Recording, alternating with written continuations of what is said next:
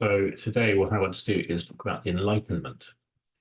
And the way I'm going to split it up is really to look at, uh, well, two ways of thinking about the world and what precipitates that split between these two ways of thinking about the world.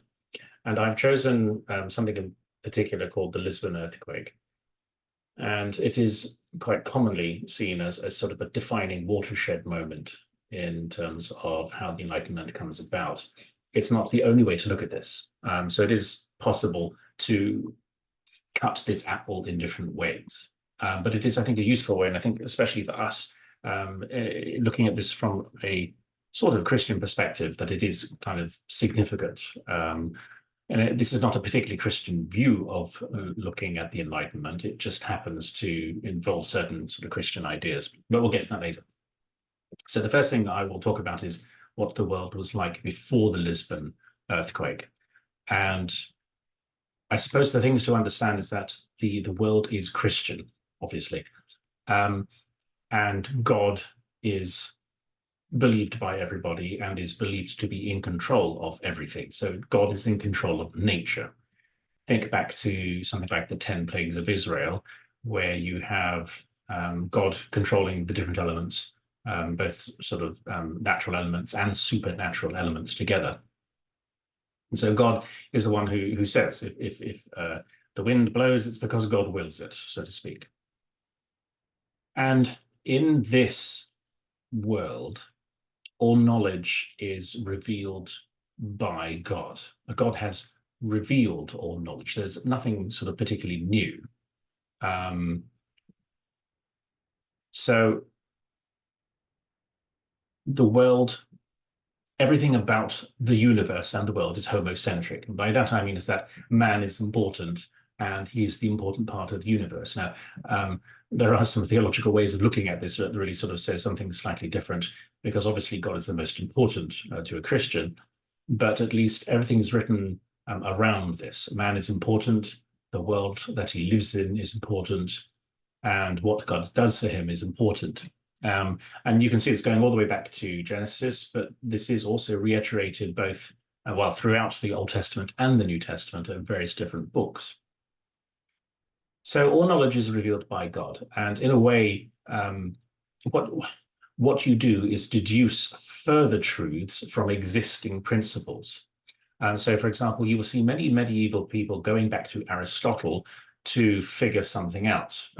Aristotle reveals certain truths about the world, and then medievalists will come quite some years later, and they will say, okay, well, what can we deduce from this? There are some problems with that. It is, well, we'll talk about it later, but it's not a particularly progressive form of thinking. It is quite conservative with a small c. There are some particular, I suppose, elements of Christian science. Now, I think that's a kind of a complicated phrase, because science doesn't come until much later on. Science is a particular methodology of looking at something. But there are certain ways of thinking about the world. And I think maybe John of Damascus, who lived in the 600s, in the 7th century AD, he wrote a book called The Fountain of Knowledge, where he said that God is rational, as in God thinks in rational terms. And because God is rational, and because what God does is rational, therefore the world that he makes is also rational. And the world that he has created is open to influences. Both God and man can influence the things that happen on the earth.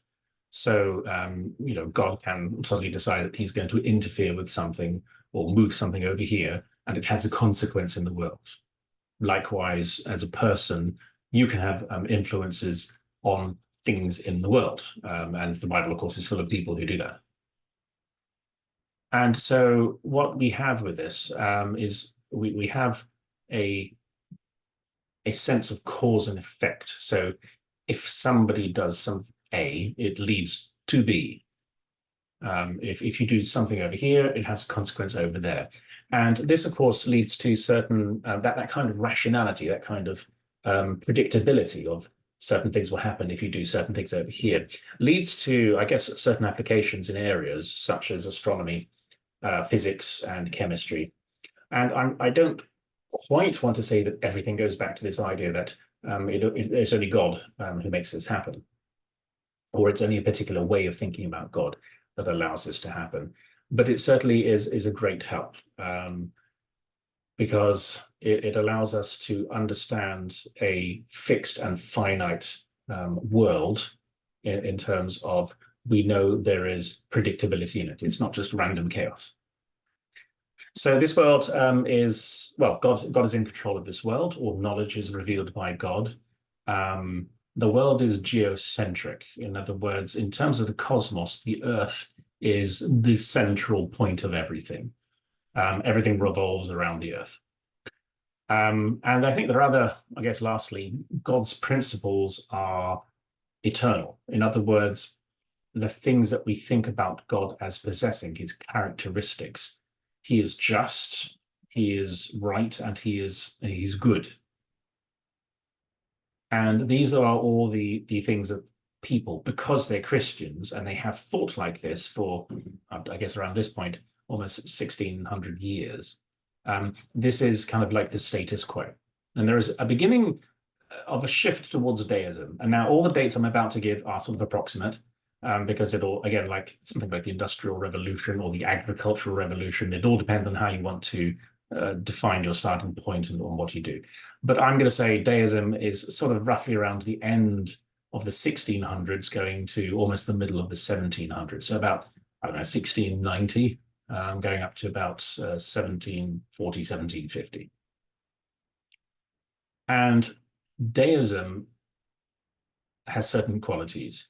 It's really started by Christians who are unsatisfied with organized religion, and they are unsatisfied with things such as miracles and the supernatural.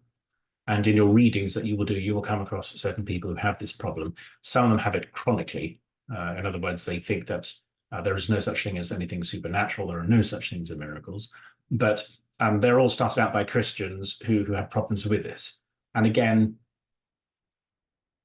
to maybe draw an analogy, everybody in Spain or everybody maybe in South America is by default Catholic, but it doesn't necessarily mean that they fundamentally believe everything that the Catholic Church teaches.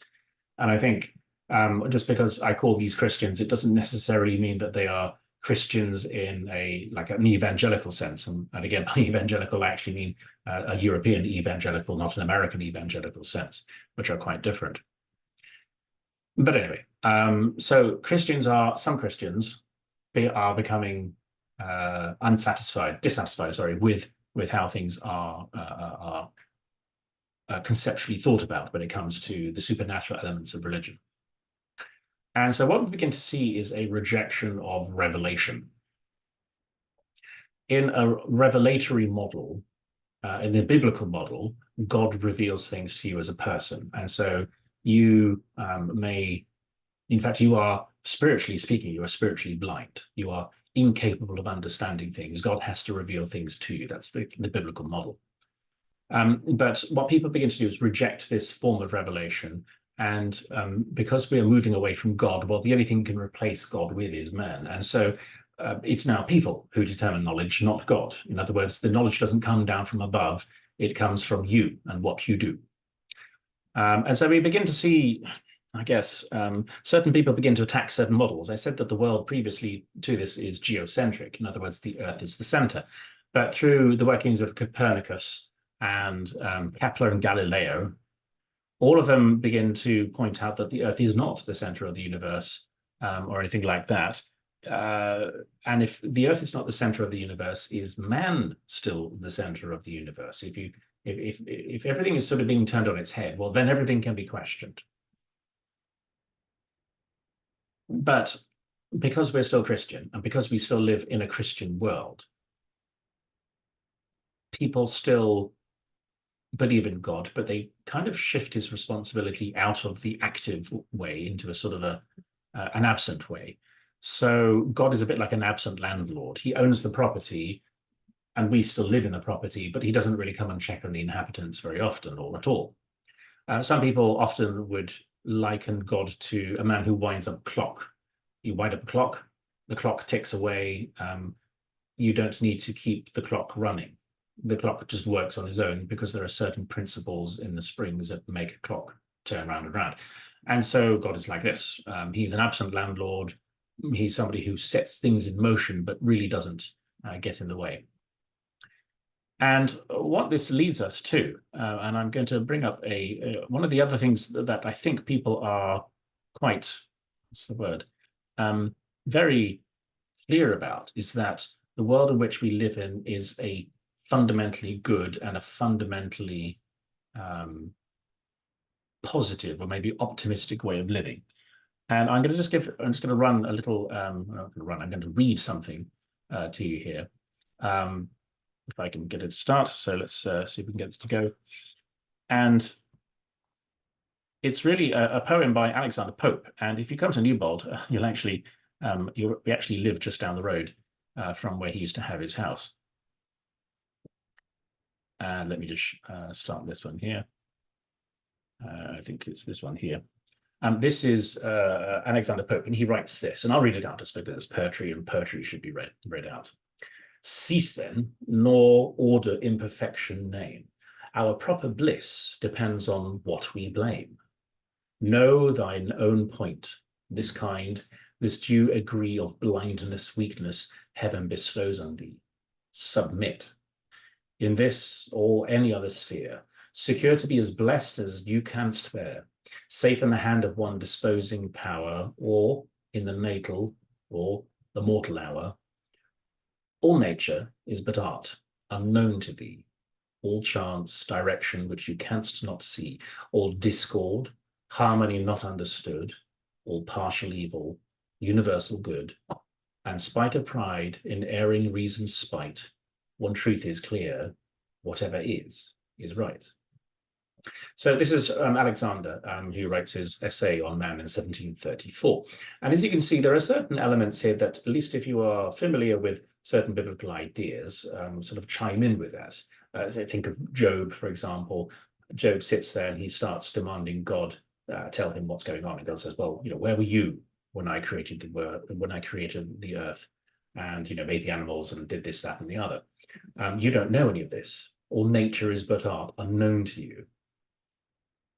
But the ending is whatever it is right. And it doesn't matter, all chance, direction you can't see, or discord or harmony. You don't understand all of these things, but it doesn't matter, because at the end, whatever is right, because fundamentally God is behind everything and in charge of everything, because God's eternal principles are good. Therefore, you know that everything is fine and good. And this is echoed a little bit by another man called Leibniz, who, just stop this share now, who also chimed in his way in his Theodicy. A theodicy is really writing about why do we have evil in the world? And it's a theological concept, and it's one which people still grapple with today. It's not an easy concept.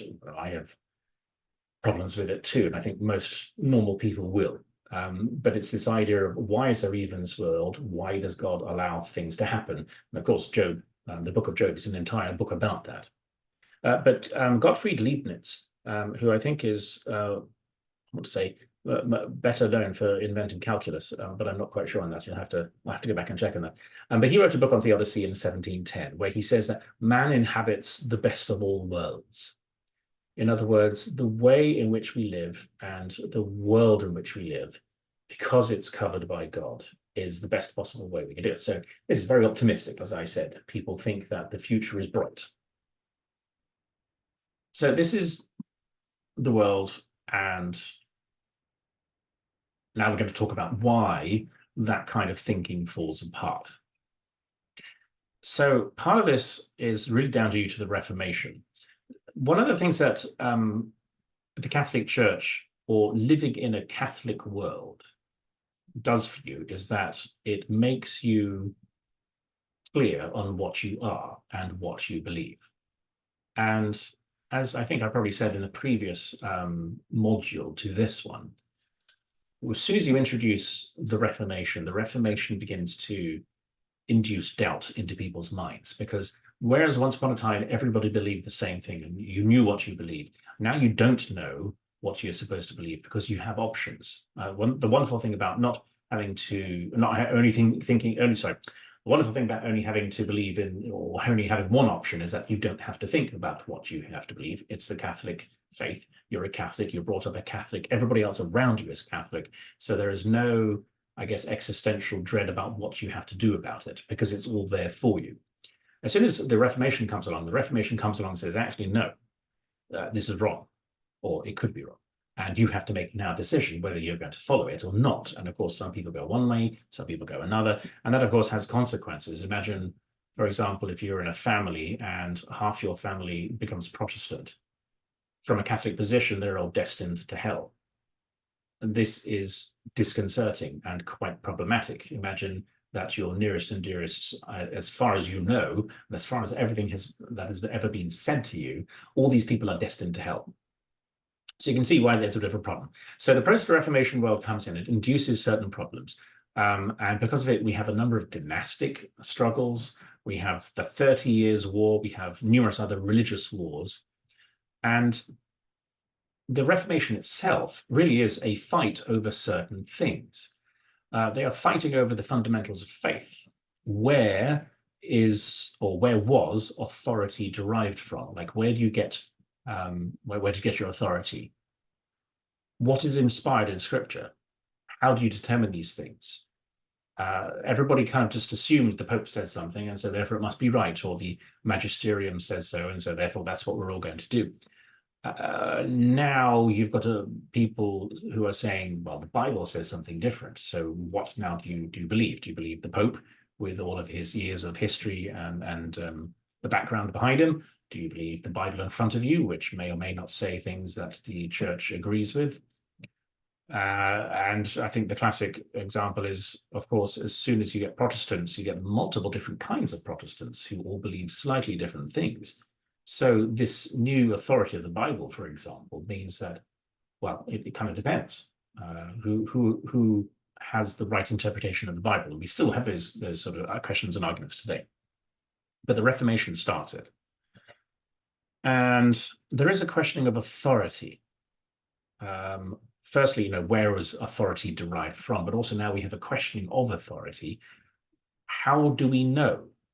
For example, was the Genesis account really accurate? Now, remember, this is post-Reformation. So we're moving into this period of the Enlightenment. Was Adam the very first man?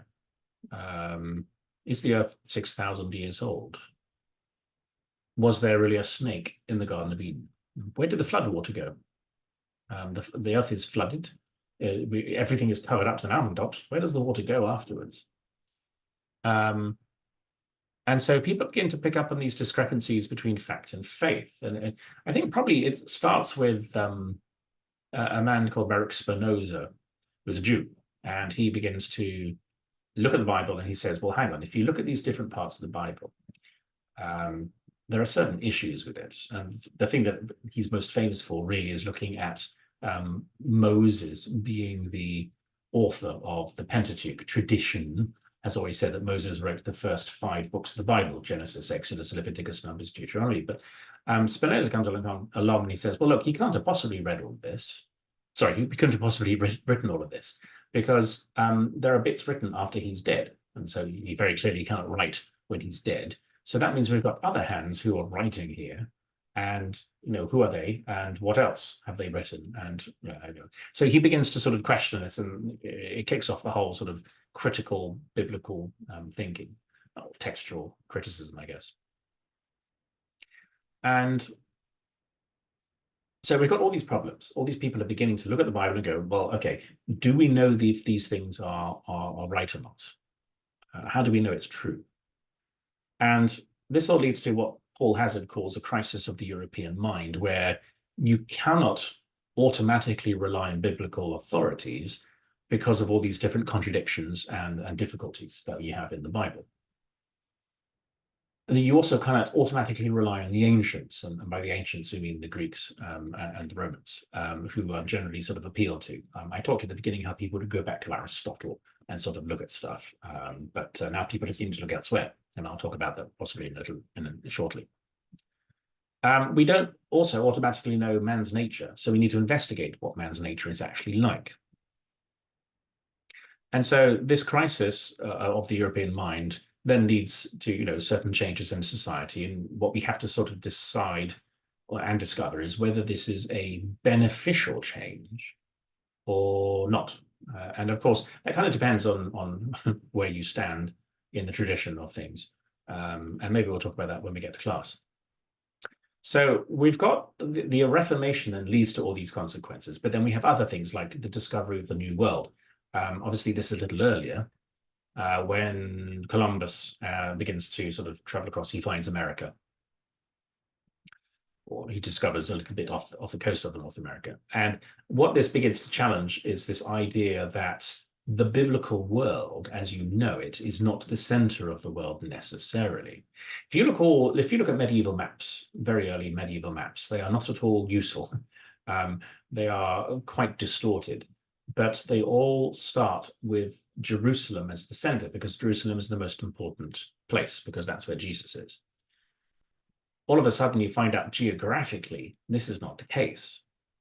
And maybe looking at the other cultures in other countries, maybe after all, Florence in Italy is not quite the modern Athens. What if we've got people over in South America who've got these fantastic, look at the Incas or the Aztecs, all this, fantastic stuff that's around there. How do we know these people are not as equally advanced or whatever the issue happens to be? So there are stresses, intellectual stresses, and there are sort of physical stresses. So this all leads to different kinds of sciences, of astronomy and physics and cosmology, where the world and the universe it's no longer anthropocentric. In other words, man is not the most important thing. The Bible says that man is the most important thing. God makes him, right? And that's the whole point of Genesis, Genesis 1 and 2. But they also begin to realize that the Earth is not the center of the universe or even the center of the solar system either. And then that kind of begins to lead us to wonder, well, what actually is there a center? And what does it mean to not be the center of the universe anymore? So we begin to move into a thinking about the world that is much more mechanical. I talked about the world being like a clock being wound up and God sets it going. In the same way, people begin to look at the world and they still think of it kind of roughly in the same way, but this mechanicality, I suppose, if I can coin a word for a minute, all things in this world are particles of matter, and all particles, and that's an idea that goes back to the Greeks. They couldn't prove it, but they kind of suggested it, and I think it took us, well, until we discovered atoms in a good way. That was the first time we actually fully understood. But all particles of matter are governed by discernible laws that can be expressed mathematically. And so if you look at the world around you and you can see the equations that, for example, govern what happens to an apple when it falls off a tree, as Isaac Newton looked at it. If these things are governed by laws that we can figure out and write equations to express, how do we know that man isn't also similarly encumbered by a series of laws that make him operate in particular ways as well? This period is known, this period does begin the study of man. So people are beginning to look at people and how people operate and what makes them operate and how do they function. So there is a sort of a shift. So we've got Christians and we have deists or deism, where God creates the world but leaves it alone. And the problem with the deist approach is that the world is a machine now. You've removed God, but you've also removed man as being important, because the only reason why man is important is because the Bible says that he's important. But if you strip away God, and then that kind of means that man just happens to be there along with a whole bunch of other stuff here. He has no place. And whereas once before people believed that you could come in as a man and have an effect on the world, or God could come in and have an effect on the world. Well, now you've got rid of God, you've got no way of interfering with the world. And if man is just really a subject to the different laws about the world, then man can't affect the world either, because it's all just sort of a series of laws. Perhaps maybe the most common, or the most modern approach to this. If any of you've been watching Foundation, I've read, or either you've watched, I think it's a series on Apple Plus, Apple TV, called Foundation. It's based on a series of books by Isaac Asimov, which you should read because it's great science fiction. But it's this idea that all of mankind can at some point be reduced down to a series of equations which you can predict, can you? And this is kind of this type of thinking. And so we have deists, and then we begin to have, I suppose, a beginning group of non-Christians. Now, the whole question of what actually counts as an atheist in this period, and there's been a couple of books. I think there's a guy called Alec Ryrie who writes a really good book on this. Most of the time when people talk about atheism, they are actually talking about people who do not believe in orthodox Christian ideas. There are certain ideas that all Christians have to believe in to be Christian. And some people choose not to, or for reasons don't wish to. And so, for example, instead of believing that God is 3 in 1, they might just believe that there is just one God, and the other two, like Jesus and the Holy Spirit, are actually different entities. And so that's technically atheism during this time period. So it's a bit tricky for us to throw back some full atheist ideas on the time period, but there are certainly some people who do or will wear that mantle fairly easily. There are people who I think are outright atheists in terms of they do not believe in any sort of God whatsoever, or there is the tiniest hint of deism in the background. Okay, so there might have been God once, but he's no longer here. Anyway, so it really, all of this starts with with rationalism, which was started by René Descartes, who died in 1650. So this is sort of right at the beginning of the Enlightenment period. And rationalism, well, Descartes started like this. He imagined that his whole life could be a hallucination caused by a malicious demon. So if this really was the case, how could he really know? What could he really be sure of, right? So Descartes realized that he couldn't doubt that he was thinking, as doubt is a kind of thought, it's a type of thought. So without making any reference to the external world, Descartes believed that he had found a basic truth that couldn't be questioned. And of course, once he released this idea that what he was thinking, once he released that he was thinking, he could no longer doubt that he existed. In other words, something must be doing the thinking, so therefore he must exist. The famous Latin phrase is cogito ergo sum, I think, therefore I am. And that's where it comes from. And so he begins this philosophical system, which is based purely on thought alone. And Descartes, once Descartes introduces critical questioning into philosophy, the scene is set for this struggle that will eventually lead us to the Enlightenment.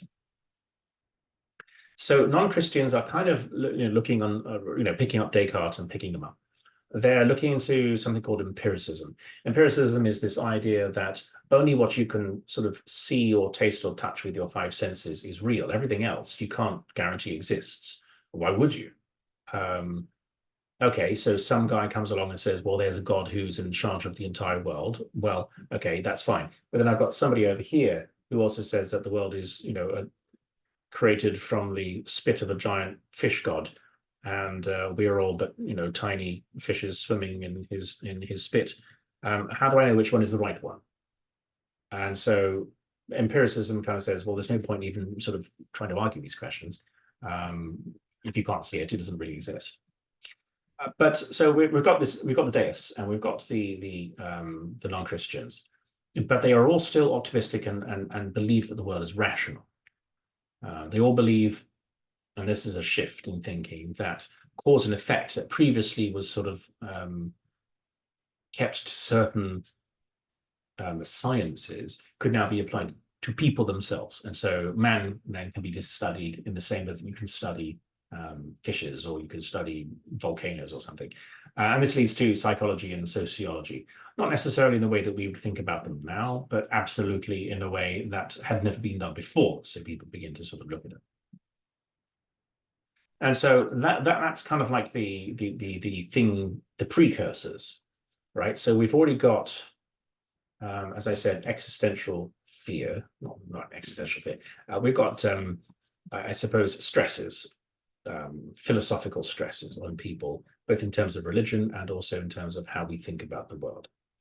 And then what I'm going to argue, and this isn't a particularly novel idea, but I think it is kind of interesting, is the Lisbon earthquake itself. Now, what I'll do, I'm just going to kick off, if I can find the bit that I'm going to share, because I think it's kind of important to how this works. So I'm going to share my screen, and we're going to find it. And yeah, here we go. So that, I said, is the tail end of the deist period, right? This is the deist period, and what we have is people saying that the world is going to go great. This is going to be fantastic, and then we have the Lisbon earthquake in 1755, and let me make sure this is the right way around. So I'm just going to make sure we're actually in the right sizes here. Here we go. Good. Oh no, that's not the screen I want to share. Hang on. Let's see if I can find my other bits here. Just a second. Okay, there we go. So this is a map of Lisbon, and that little star over there is where the earthquake begins. It's All Saints' Day, which is November the 1st in 1755, and everybody is in church for mass because everybody is, most people are still very good Christians, or at least culturally Christian. And everybody's in church for mass. And then about 200 miles off the coast of Portugal, there's an earthquake, a level 9 earthquake on what's called the moment magnitude scale. And it's the equivalent of, well, some of these numbers are a bit kind of weird to kind of sort of visualize. It's the equivalent of 480 megatons of TNT. That's the kind of energy produced by this earthquake. Or if you want to put it in terms of nuclear bombs, 32 of the bombs that hit Hiroshima altogether. 480 million tons of TNT, it's a lot. And it lasts for about 3 to 6 minutes long. And the quake hits Portugal and everybody's inside. And of course, the last thing you want to be is inside when there's an earthquake, because nobody's building earthquake-resistant houses or churches. And so everybody rushes outside and rushes to the harbor, because the city's on fire. Everybody has cooking pots and things, and fires going. And so everything starts to catch alight. Everybody runs to the harbor and jumps onto ships to escape the flames. And as they're sitting there on these ships and by the shoreline, they begin to see, somewhat interestingly, that the water is receding out of the coastline, out of the harbor. And it's leaving behind shipwrecks that they had there and lost cargo. And this is fascinating, because they've never seen anything like this. And then 20 minutes later, a tsunami, which we reckon was traveling at about 400 miles per hour and about 40 feet high, hits the city. And there is an eyewitness account, which I think is kind of interesting. And I'll just read if I can get this to work. Here we go. And this is sort of cut straight from the original, so that's why the English is a bit weird. So not long after, a general panic was raised from a crowd of peoples running from the waterside, all crying out, the sea was pouring in and would certainly overwhelm the city. And this alarm created such horrors in the agitated minds of the populace that vast numbers of them ran to the left, screaming into the ruinated city again, where a fresh shock of the earthquake immediately following. Many of them were buried in the ruins of falling houses. This alarm was, however, not entirely without foundation, for the water of the river rose at once above 20 feet perpendicular and then subsided again to its natural pitch in less than a minute's time. So this was a merchant eyewitness to the thing. And as I said, this did hit Lisbon. It was the destruction was probably the greatest in the Algarve, which is in southern Portugal, where the tsunami dismantled some of the coastal fortresses and in some of the lower levels, completely razed houses as well. The waves at some points are cresting higher than 30 meters. It's estimated that probably somewhere between 40 and 100,000 people were killed in this, which is a fairly large number. And the effects were felt as far away as England and Scandinavia. On the one hand, here's a little, this is Kitty Witham. I was washing the tea things when the dreadful affair happened. It began like the rattling of coaches, and the things before me danced up and down upon the table. I looked about me and see the walls are shaking and are falling down, and then I took to my heels with Jesus in my mouth. She was actually a nun. And so she felt that in England. It was the tsunami was felt in Barbados in the Caribbean, which is 3,800 miles away, or 6,000 kilometers. And the result of all of this, really, at least as far as some people were concerned, was that this deist world was no longer tenable. This idea that God was in charge of the world and he controlled everything in it. And it was his will that allowed things to happen, was definitely no longer tenable. And the deist world just couldn't work anymore. It's kind of interesting that everybody begins to blame everybody else for why this earthquake happened. So, for example, if you look at the Protestants, John Wesley, who you might know as a famous hymn writer, he railed against the deists for saying that everything that happened was natural, because the world wasn't natural; it was infused by God. God causes everything in the Christian world set, or at least the Christian world mind, in the Christian worldview back then. God causes everything. And he was saying, no, you can't just say these things are natural. These are not the effects of a clock winding up or mechanistic forces. This is God who does it. So he says, look, this is what happened because the deists were saying that. He also complained that it was the Catholics and the Spanish Inquisition that caused it, and also that the riches of the king were excessive. So that was the Protestants. The Catholics, there's a Catholic priest called Gabriel Malagrida, who also similarly complained against the deists for saying this was a natural event. But he also pointed the blame at the sins of the Lisbonites. And they were the two sort of Christian views about this. And then there was a man called Voltaire, who's a very famous, what we call a philosophe in the French, somebody who does thinking. And he wrote this in 1755. So this is the same, this is just after the Lisbon earthquake. It's called a poem on the Lisbon a poem on the Lisbon disaster, or an examination of that axiom of all is well.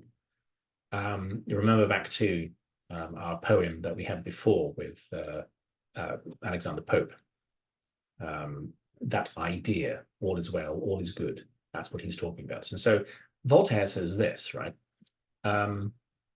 Will you say, this is the result of eternal laws, directing the acts of a free and good God? This is theodicy again. Will you say, in seeing this mass of victims, God is revenged, their death is the price for their crimes? What crime did these children crushed and bloody on their mothers' breasts commit? Did Lisbon, which is no more, have more vices than London and Paris, immersed in their pleasures? Lisbon is destroyed, and they dance in Paris. And so you can sort of begin to see the problems with both a deist and a Christian kind of world. If you're going to claim that this happens because people are sinful, why is God so arbitrary in his destruction? I mean, everybody was in church after all. So if you're going to say that Lisbon was particularly more sinful than any other place, why does God only pick one place? Why does he not take out London or Paris, where people are equally bad and sinful? And this is this idea. Voltaire goes on. I'll just read another little section from it. This is written a little bit later, but he's writing on this idea called tout est bien, all is well, or all is good. And he says this: if we were without feeling, there would be no reason to object to this cause and effect, this idea, this mechanistic world. But if this is not the point, sorry, but this is not the point. We were inquiring whether there are any perceptible evils and whence they come. There are no evils, says Pope in his fourth essay on the all is good. Or, if there are particular evils, they form the common good.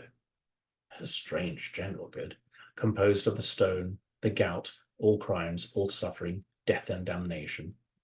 This system of all is good represents the author of nature only as a powerful and maleficent king who does not care, so long as he carries out his plan, that it costs 400,000 or 500,000 men their lives, and that the others drag out their days in want and tears. In other words, if all of this is caused by God, he's pretty awful. You can't, have a good God doing this. What kind of person does this? And so you begin to see, quite a fair amount of resistance to this idea that God has created everything and God has created the world. And I think this is the time period where we really begin to see proper atheists come up. And what this does, really, I think, is the Lisbon earthquake and the reactions to the Lisbon earthquake splits the world into a natural versus a supernatural world. See, before we had this, everybody believed that everything happened because God said it happened. If you breathe, it's because God is allowing you to breathe.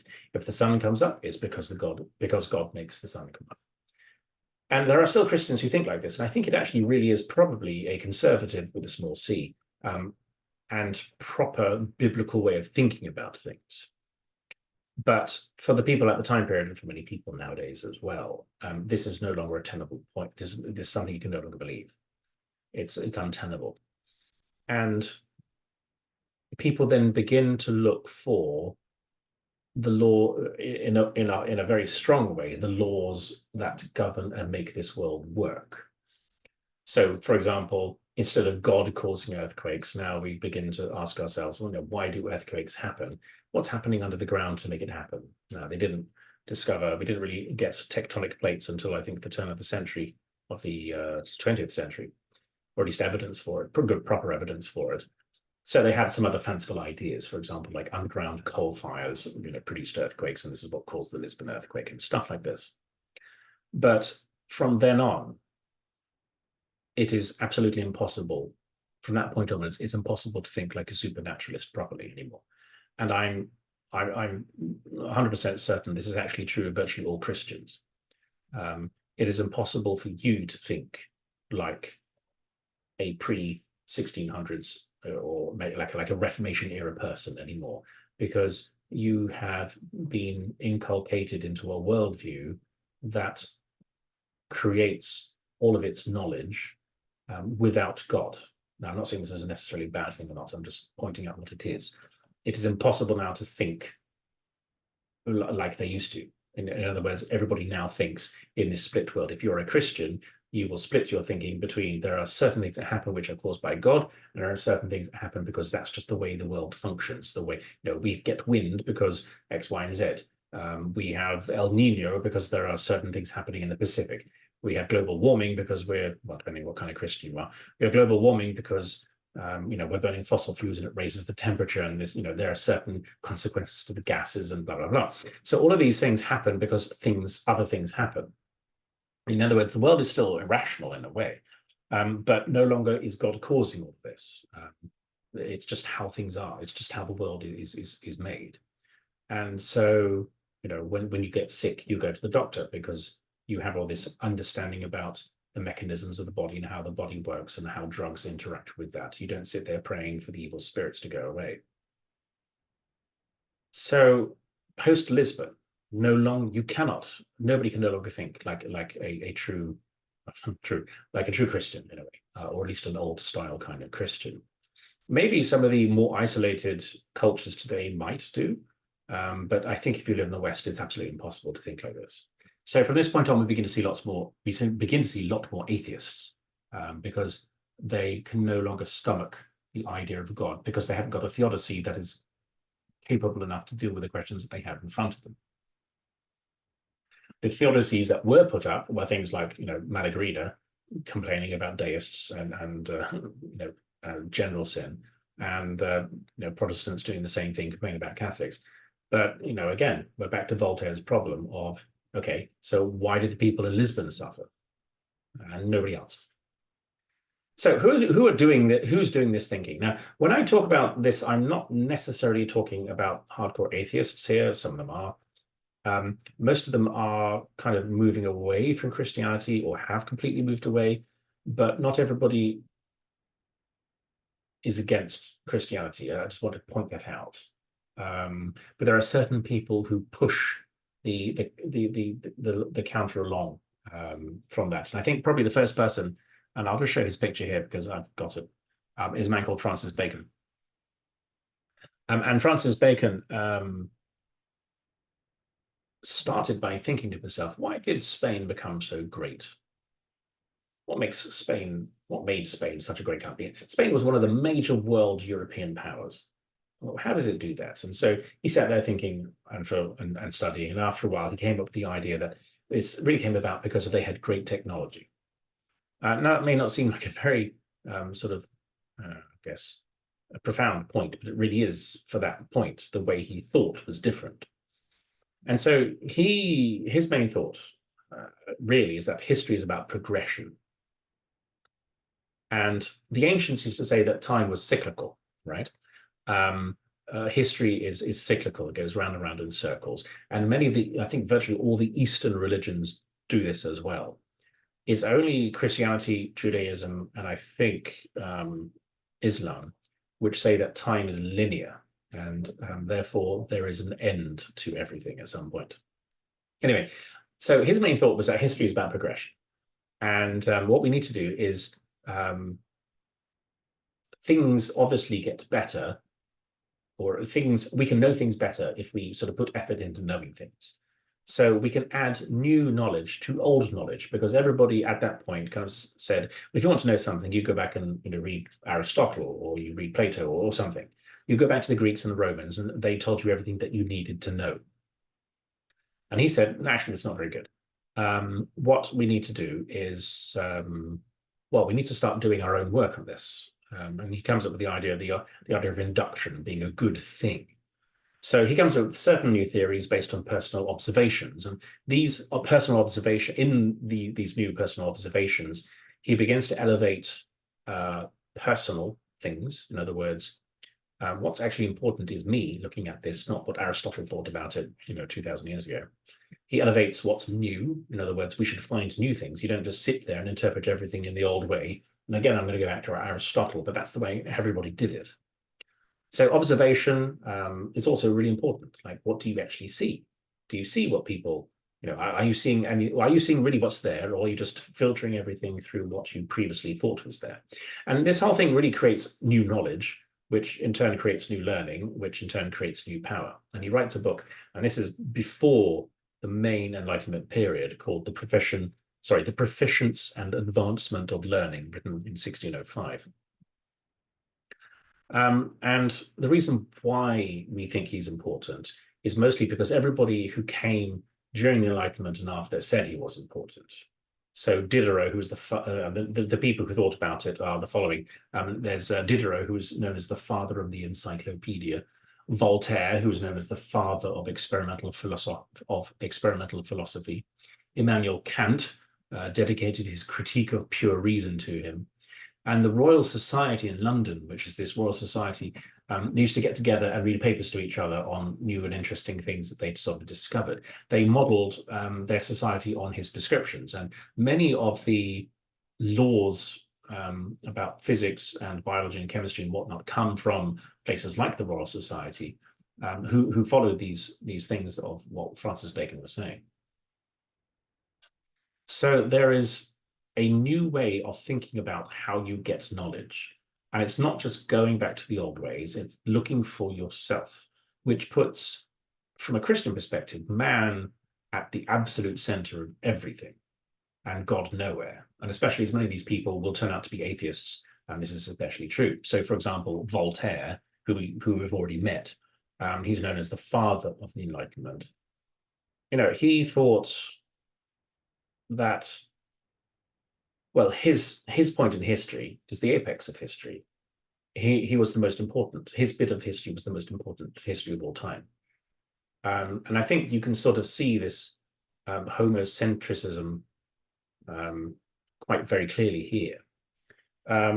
David Hume, who you will read in your source book, he writes a book called An Inquiry Concerning Human Understanding, where the emphasis is on human understanding, not revelation, but rationalism.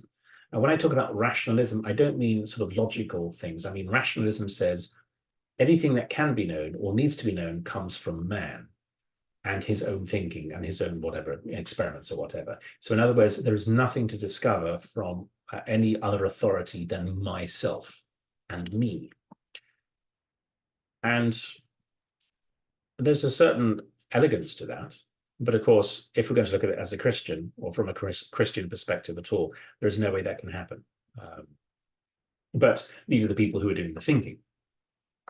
There are other people like Jean-Jacques Rousseau. I think I might talk about him when we get to classes, because I think it's kind of important to talk about him with a bit more, with a bit more detail. He's one of the main. He's one of the main sort of pushers of Enlightenment thought, and also John Locke. He's an Englishman. He wrote very big on empiricism, as was David Hume, who's Scottish. He's Scottish.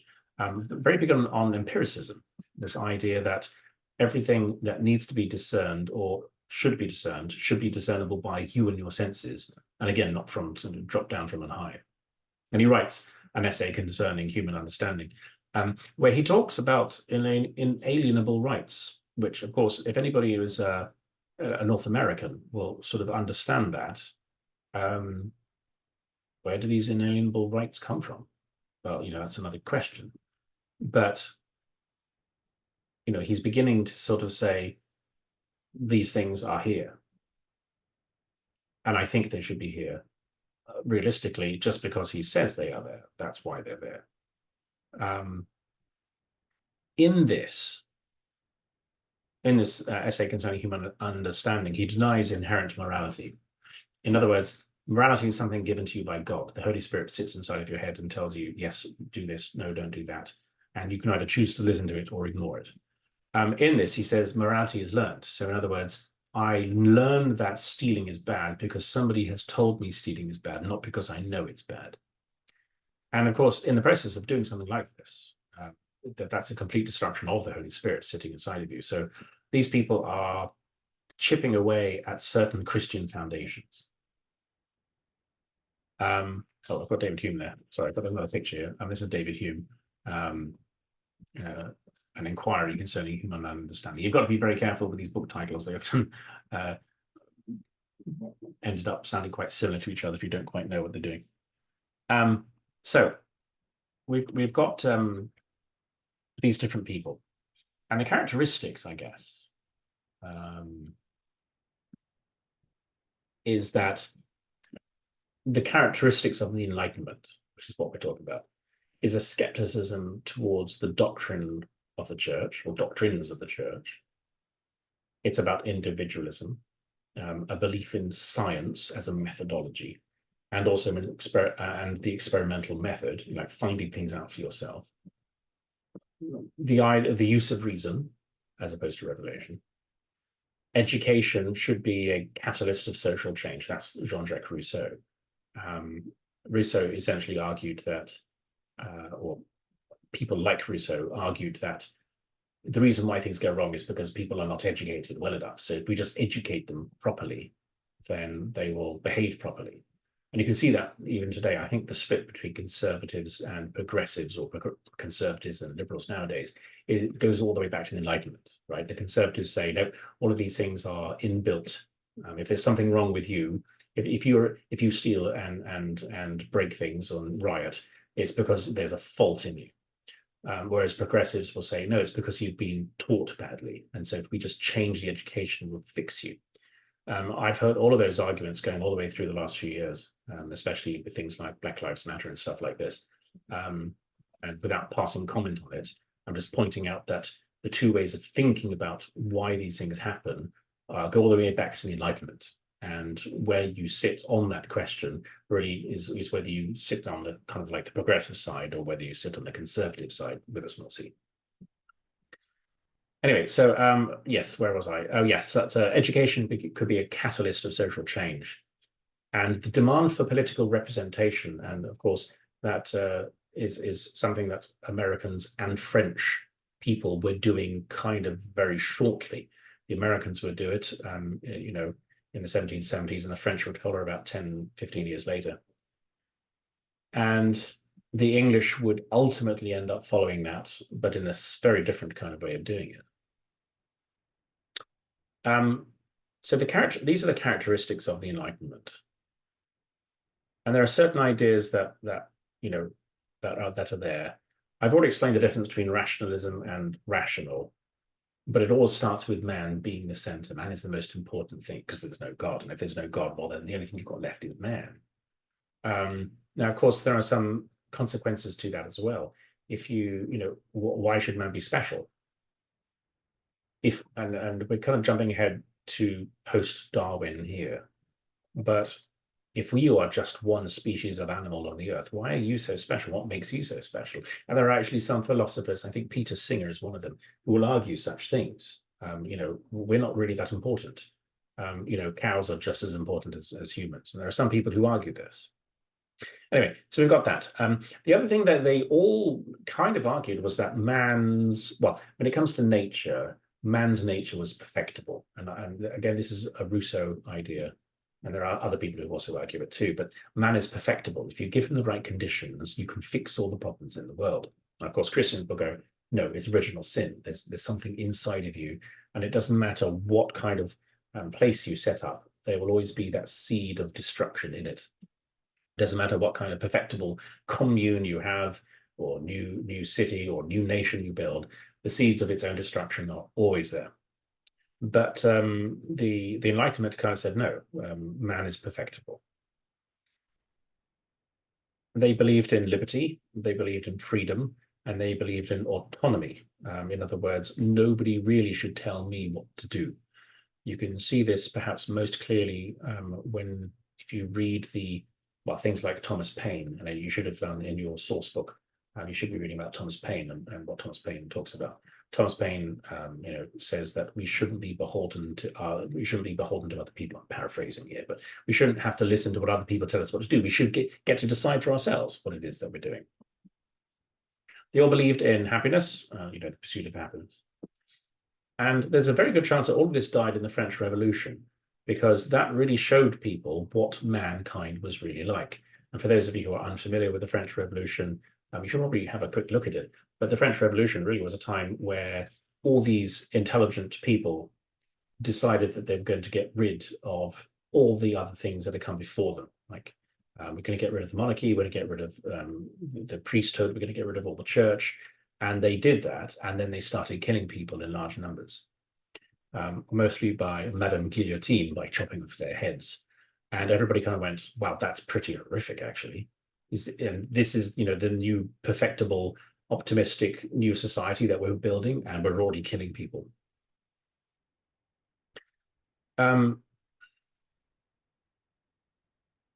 So that's sort of one way of looking at the characteristics of the Enlightenment. Diderot, who was a philosopher at the time, said, an Enlightenment person is somebody who's trampling on prejudice, tradition, universal consent, authority, in a word, all that enslaves most minds, dares to think for himself. And of course, for some people who are naturally rebellious, that is a great idea. Who doesn't want to think for themselves? Who wants to hand over their mental faculties? And of course, as a good historian and teacher, I would, tell you that you shouldn't do that at all. There are limits on that, maybe, but you shouldn't do it. But that was Diderot's take on it. And we really move into the idea of the study of man. I've talked about this very briefly here and there. but man becomes now a big focus of attention. And it has its origins in the Renaissance, where the discovery of the individual appears. We tend to be communal creatures, or everybody was communal, and many places still are, where the community is more important. If you look at the biblical model, for at least Israel, when one person sinned, everybody suffered. And there are many cultures today which still kind of follow that kind of thinking. When the Renaissance comes along, people begin to think that actually people as individuals are actually very important. We have the very first biography written during the Renaissance. It's in Italian, and I can't remember. He writes in the third person. It's kind of funny. Anyway, the Renaissance discovers the person, and the ancient authorities, so again, the Romans and the Greeks, all said that man was noble. And I kind of said earlier where there's this idea that people are perfectible, man can be perfectible, which is based upon an underlying concept of progress. In other words, we're going from bad to better. And the way you do this is through education. I said a lot of this is Jean-Jacques Rousseau. Thomas Locke's followers did it as well.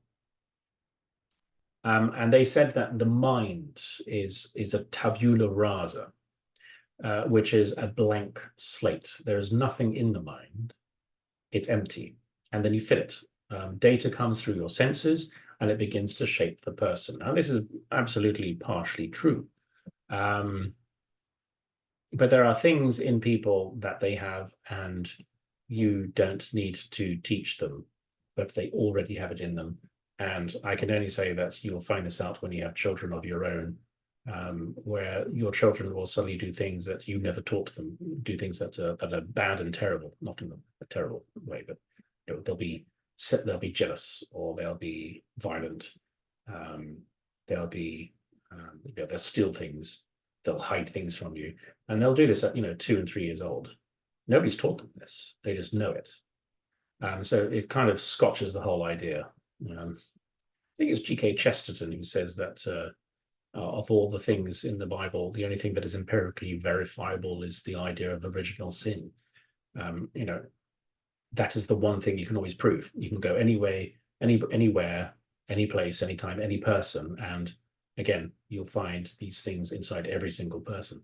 Anyway, going back to this. So Thomas Locke's followers, not John Locke, Thomas Locke's. The mind is a tabula rasa. The mind is not sinful, which of course is a theological point, but if you're getting rid of God, you're getting rid of theology, and so therefore the mind, there's nothing wrong with the mind. So man is a product of his experiences only. You are responsible for you. Man is his own maker. He's the captain of his own ship. He's the captain of his own destiny.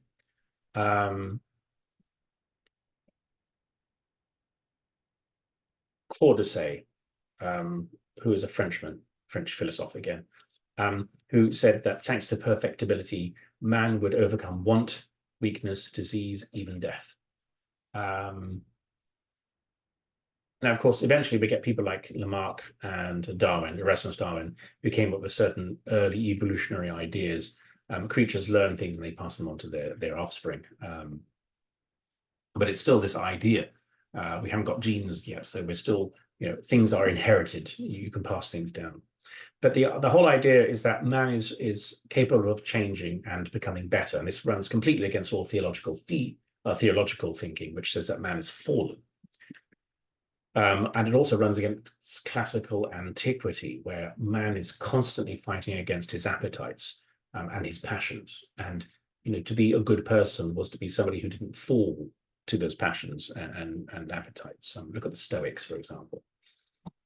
So the Enlightenment concept of man dismisses the idea of sinfulness, as it's an unprovable and non-testable hypothesis.